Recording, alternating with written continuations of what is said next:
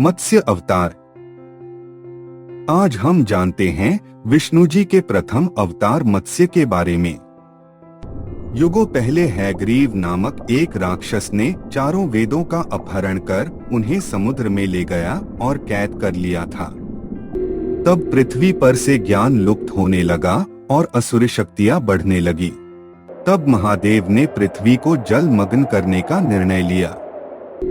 नई पृथ्वी की स्थापना हेतु एक मनुष्य का होना आवश्यक था। इसलिए भगवान विष्णु जी ने मत्स्य का अवतार लिया। एक समय की बात है, मनु नामक ऋषि एक बार नदी के किनारे नहाने गए। तब उन्हें वहां एक छोटी सी मछली मिली। हे मुनिवर, दया कीजिए, इस बड़े से जलाशय में छोटा होने के कारण बड़े जीवों से मुझे भय लगता है कि कहीं वो मुझे खा ना जाए। मुझे बचा लीजिए प्रभु, शरण दीजिए। अवश्य। ऋषि मनु ने उस मछली को अपने कमंडल में रख लिया और अपनी कुटिया की ओर चल दिए। दूसरे दिन उन्होंने देखा कि मछली बड़ी हो चुकी है।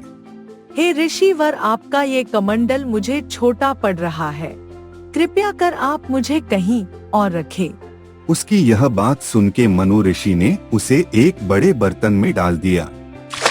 देखते ही देखते वह उस बड़े बर्तन जितनी हो गई और उसे वह बर्तन भी छोटा पड़ गया। तब मनु ऋषि ने उसे एक बड़ी बाल्टी में डाल दिया और फिर वह उस बाल्टी जितनी हो गई और उसे वह बाल्टी भी छोटी पड़ गई। तब मनु ऋषि ने उसे एक तालाब में डाल दिया और देखते ही देखते उसे वह तालाब भी छोटा पड़ गया।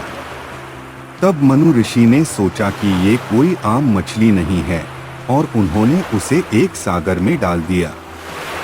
जब वो मछली सागर में गई तो अत्यंत ही विशाल रूप उसने धारण कर लिया। मुझे आप कोई साधारण मत्स्य नहीं लगती, आप कौन हो?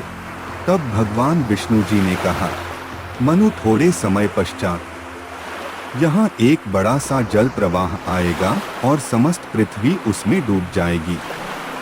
मैं चाहता हूँ कि तुम अपनी पत्नी और इस धरती के सारे पशु पक्षी के जोड़े को और सारे पेड़ पौधे के बीज को लेकर एक नाव में बैठ जाओ। मैं अपने मत्स्य परिवार में तुम्हें सुमेरु पर्वत की ओर ले जाऊंगा।